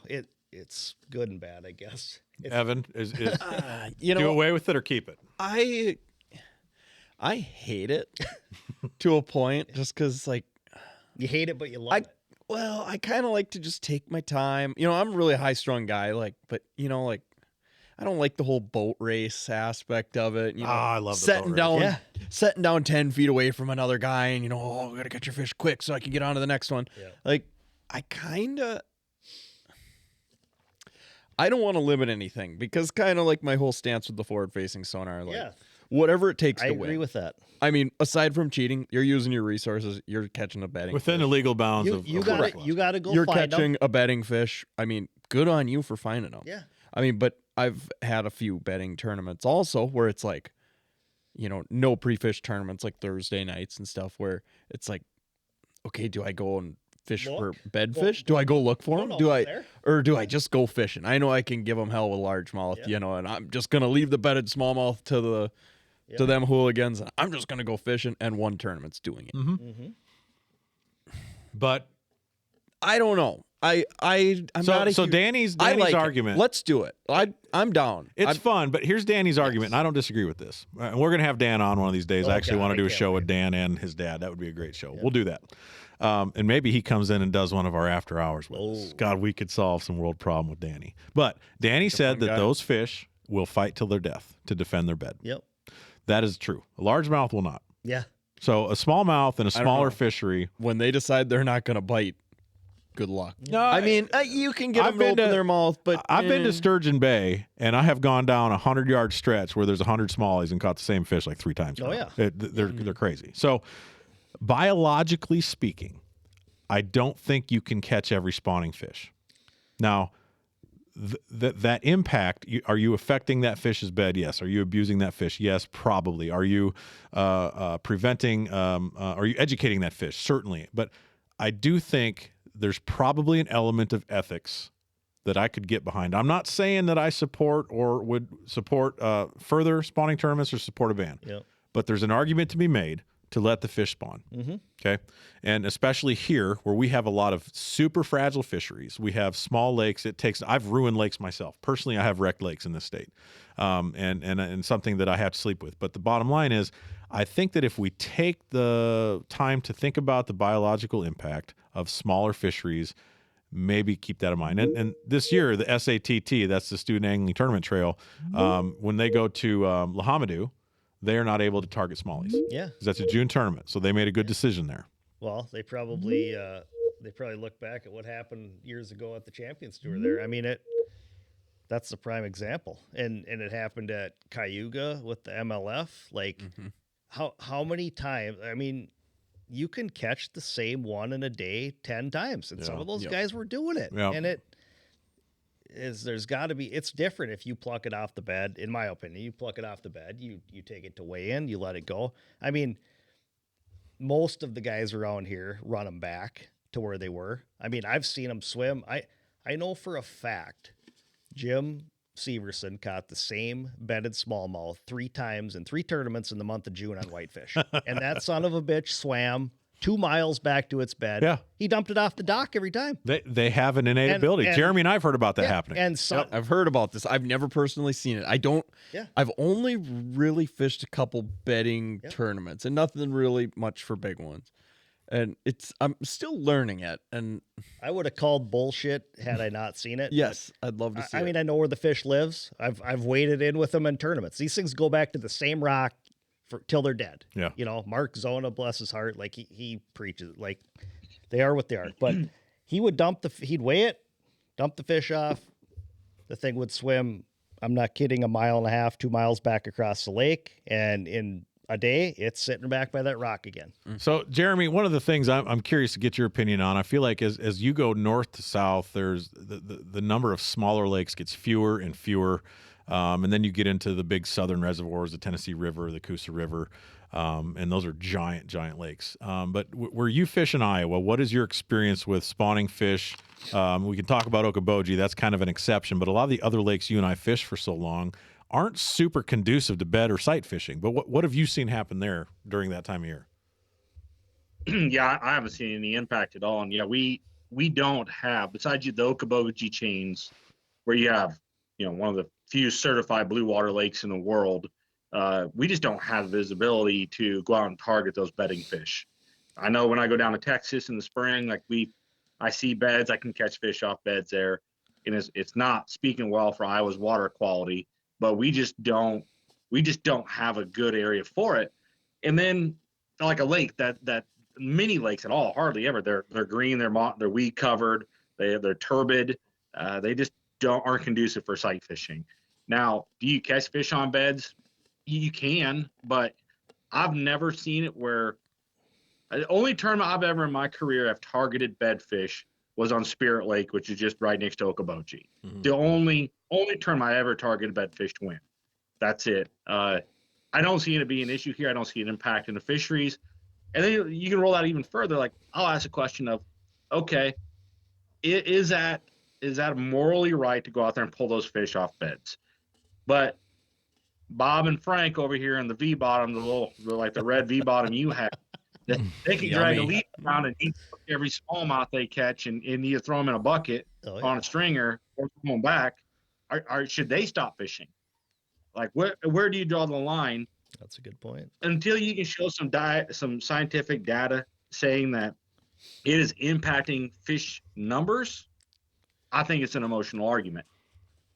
I'm a data guy. We are all probably on the same page when it comes to numbers. Yeah. If you can show me irrefutable data, and I know that Bassmaster has a lot of it, especially in largemouth tournaments, that yes, bedded fish are being targeted and caught probably by the hundreds. But when you look at a lake the size of Okeechobee, or you look at a lake like Hartwell, or any of these lakes that are so big, they are not impacting the fishery. Mm-hmm. Now, you said it. I've seen it. Fish will get released at the dock and swim a mile or two back, and they'll find it. Mm-hmm. It happens. That's not the norm. It's probably not regular. But the reality is the fishery being impacted by it. And this is where, and Dan was pretty steadfast in his position. And I've come around to his way of thinking here because of what we have, because of the precious resource that is amazing lake to lake in this part of Minnesota especially. I'm down with there being a limit. And like I said a little bit ago, the SATT made smallmouth off limits for the I keep wanting to say Pekegama, but it's Lahamadou. Yep. That's an equalizer. That'll be interesting. Yep. But I think that you probably need to think about the impact you're having on the fishery, and is it something that you can either impart on your co-angler or the youth that you have on the water? Is this an ethical thing to do? Because there is an ethical decision going on about forward-facing sonar. I'm willing to hear the argument. I'm not necessarily sure I agree with Wisconsin's take to hear all the emotional banter that they're going to get at these town halls. I want to see some data. I want to see some numbers. And if they can actually prove that it's decimating fisheries, which I know it's not, I'm saying that before I see data, then let's have a discussion about biology. Yeah. And I think that across the board, whether you're fishing for crappies in a Class A lake in Wisconsin, or you're fishing crappies in Grenada and Mississippi, or wherever you go, there needs to be biology-driven facts to determine limits to impact how anglers put and take. Yeah. And I think the same applies to spawning fish. And maybe the only type of tournament you can have on a smallmouth spawning water is a catch-weigh release format. Mm-hmm. Maybe that's the way to go. Yeah, but how do you regulate that, though?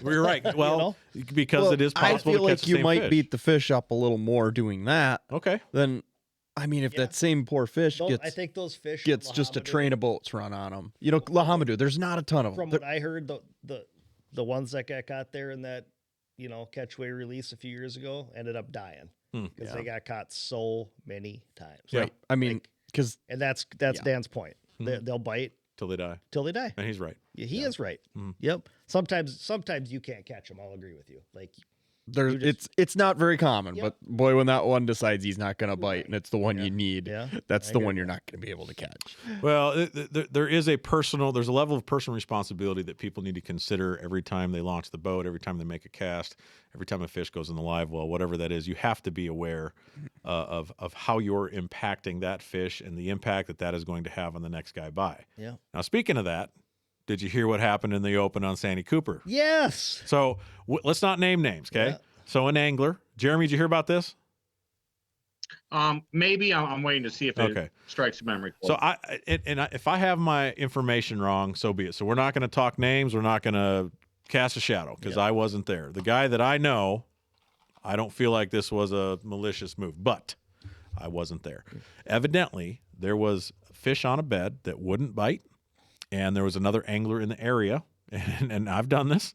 If I'm not going to fish this spot, I'm going to still go burn every fish I can on this spot so the next guy can't catch it. Mm-hmm. So there is a little bit of that goes on, and I don't think it's ever talked about, and that's probably what created the problem. Yeah.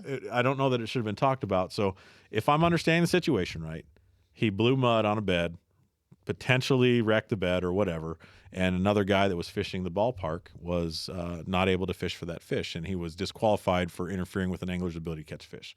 Is that what you've heard? Well, yeah. I mean, that's what happened. He was. But my understanding is he went back to the same fish before anyone else went back to the fish. Yeah, he did. The only thing he admitted to turning his trolling motor and blowing that bed full of mud. That's what he admitted to. And I think you're right. No one went there. No one tried to fish for it. He left for 10 minutes. He came back, and just so happens. Somebody was just down the shore. We're not naming names, but yeah, somebody, So I'm not real sure what I think about that, but we're getting to a point in this game where this kind of stuff is happening more often. Yeah.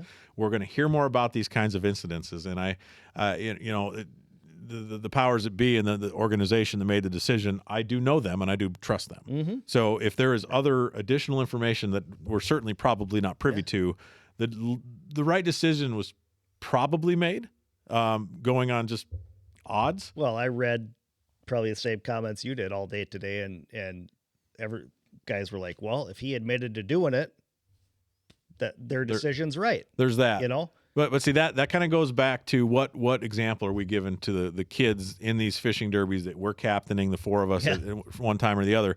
That if that's the example, that's a competitive move. Yeah, it is. That's kind of unspoken, and it probably should have stayed there. And I don't agree with it, but that is something I've heard of people doing. Oh, yeah. So let me throw something at you. Let's have it.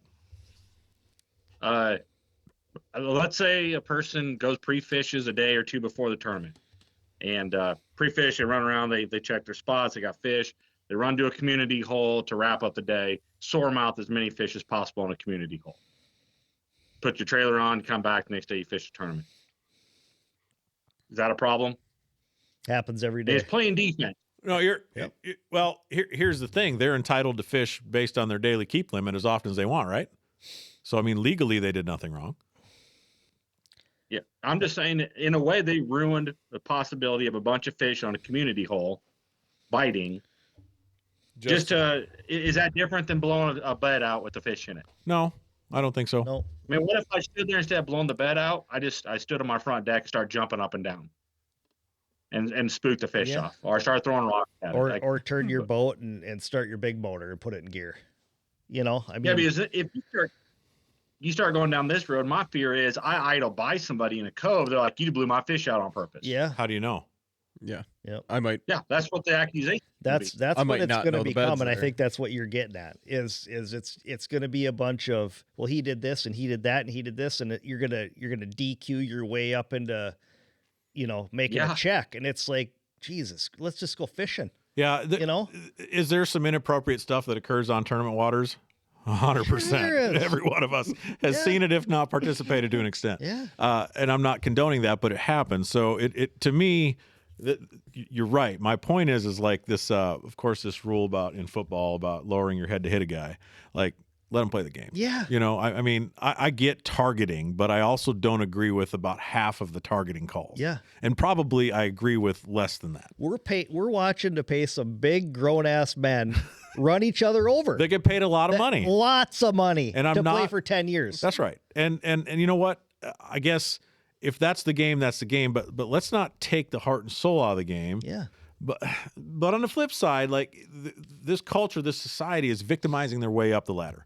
And that bothers me. It doesn't matter if it's fishing, if it's work, across the board, and we don't need to get into that, okay? But the reality is people are finding shortcuts that aren't necessarily representative of the goal. Yep. And I don't know this situation. I wasn't there.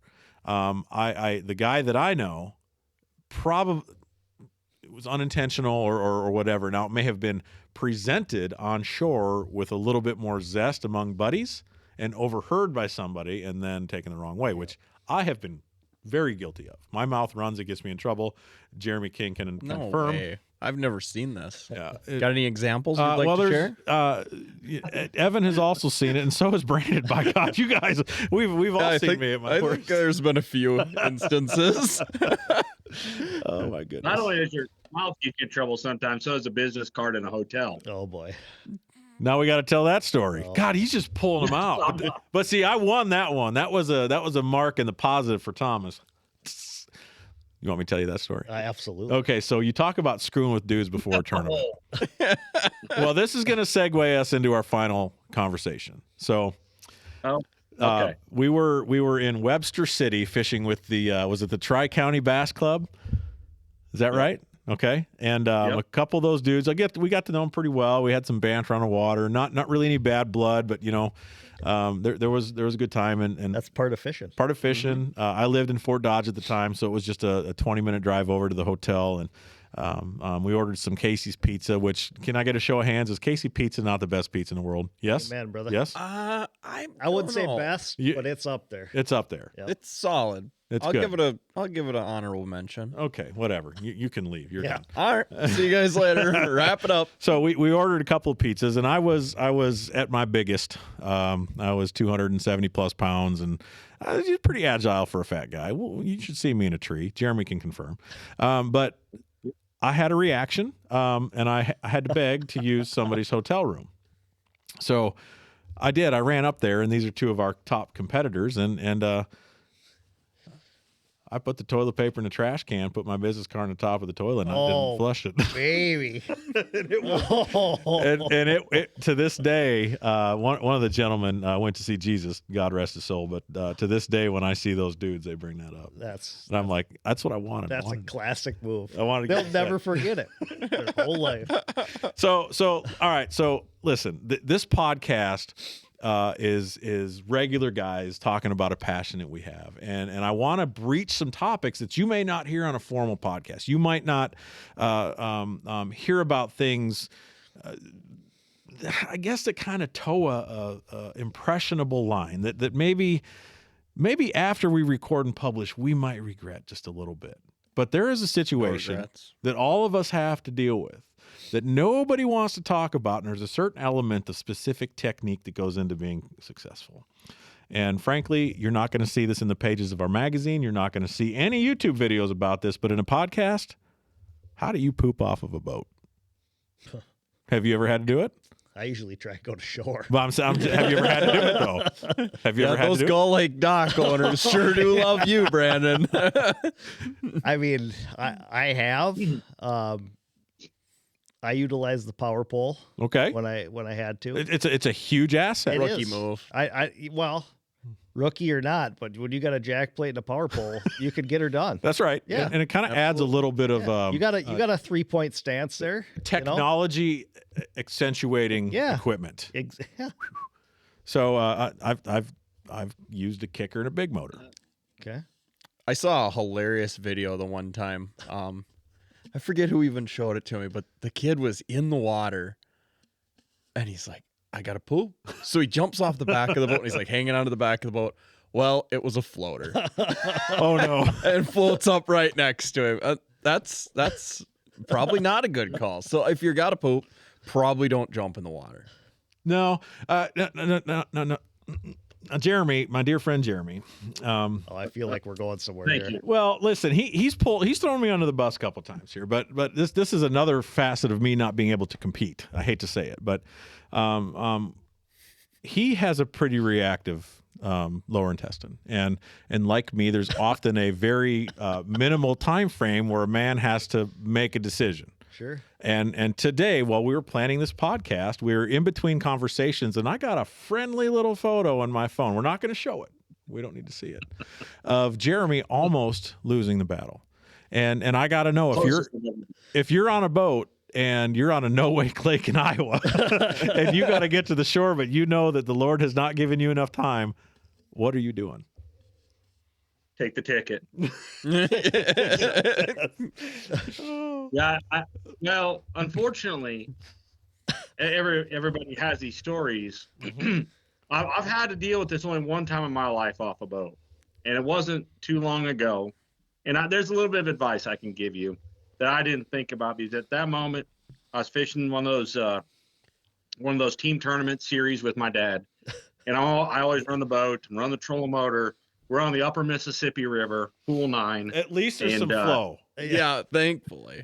That is what we need to talk about, because that did not come into the thought when this happened. And before this, for all the hours and days I've spent fishing, I made it to dry land somehow. Well, this was our first spot. Apparently the Starbucks double shot coffee was too much for me. And we're right along the highway, and it hits. And at that point, I'm like, well, it'll go away, because our first spot caught a big couple on a frog pre-fish. I'm like, I need to hit this. And all right, I'm going to get a couple more casts in. And then it was like, body goes, you're pooping in 5, 4, 3, down. We're pooping. So I told my dad, I'm like, I drop the talons. I run to the back of the boat. I said, Dad, you got the front. I'm like, please don't look back here. And between the talons and the motor, I went, not thinking the current is a factor. And everything drifts right on by my dad. Embarrassing. There's people on the highway driving by. Just yeah. And quite frankly, at that point, the Pope and Jesus could have been on the bow, and it wouldn't have stopped me. So I don't know, but like, it was happening. I mean, if you don't just like dual console boats, not as good. Single console boat, passenger Definitely side, better. Nice leveled, nice seat. Yeah, you could get your foot kind of stuck in You know, the passenger well, handhold. yeah. Now, hold on, this isn't over. Finish the story. Oh God, there's more. Sorry. Who, me? Yeah, you. I must be omitting something Well, here. Help me. there was a part about the current that didn't it hold things around for a while?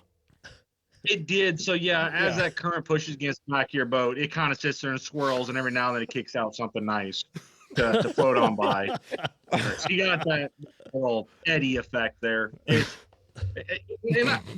We've all been there. We've got stories every year probably of this. And the other one is probably as bad as Okoboji last year. I was pre-fishing for a big tournament up there, and it hit. And Okoboji is very populated. There's houses. They sell the shoreline by the inch, literally by the inch. And there was a giant cottonwood tree with some bushes around it. My boat was, I'll take the ticket. I'm heading there. Bellied up on it, talons. I run off the bow. I got my handy dandy dude wipes. I'm excited. It's like a breath mint for your butt. I'm like, this is We are taking sponsorships here, by the way. Yeah, sounds like they need in. That cottonwood tree. And just as I finish, I look to my right, and there's a jogging trail feet from me. And I look to my left, and I have an angel figurine sitting by what I left. And I wasn't sure what the sign was. Like, I didn't know what to do. So I stood it up, turned it the other way on the other side of the tree, felt bad. But sometimes you just never know where it's going. Oh, Well, I want to end the show on that note, because you're not going to see that in the pages of the magazine here, In-Fisherman, or in Bassmaster and all the great publications we've all come to love. But I think that it's a viable conversation that a man should have, because if you do get into an emergency situation, do you have a way out? yeah.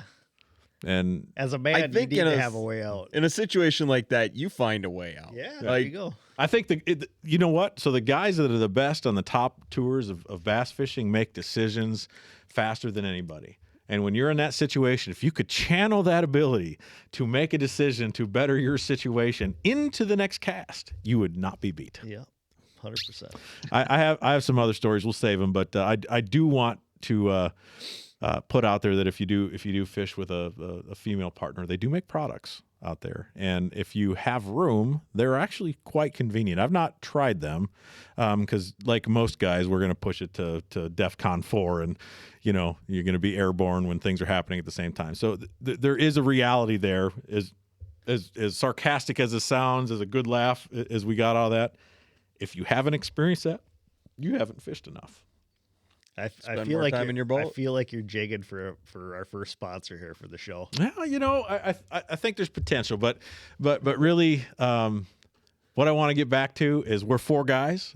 We have other buddies we're going to bring into this conversation down the road, other anglers, and nobody really knows who we are. I don't think we care about that. What we care about is launching the boat as soon as we can, making a good cast, and beating the guys around the water with, but ultimately sharing that experience with people, even the ones we just talked about. We don't really want to share that, but you still have a story to tell. You have an adventure to live, and having people to share that with really makes this entire sport, hunting or fishing, worth everything. It's those stories. And 100%. when they come back, you know, a couple of years, 10 years down the road, it creates a gut laugh. And Yeah. there's nothing I do that substitutes that. Nothing. That's what you live for. It really is.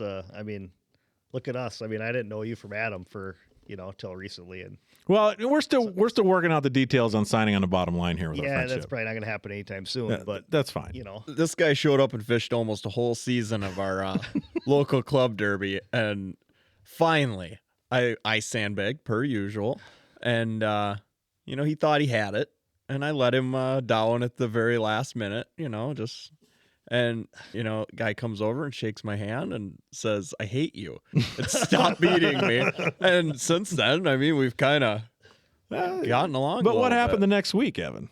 I think I probably beat. No, you. we won the week after that. I don't one. remember that long ago. we'll have to look that one up. There you Yeah, go. I'm thinking that's probably a lie. I don't think so. What lake? That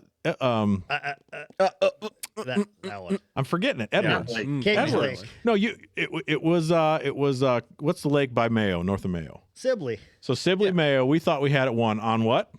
Oh, On a crankbait. Crankbait. yeah, Gerald, we wore him out. The DT10 bite was happening, and I still got beat by like 3 ounces. yeah, with a buzz bait Whatever. So yeah, and I a went. frog. I should throw that in. I did. Key. I went and shook your hand, and I'm grateful for you at least putting up with my inability to say hi to people. But the next week we did win. Attaboy.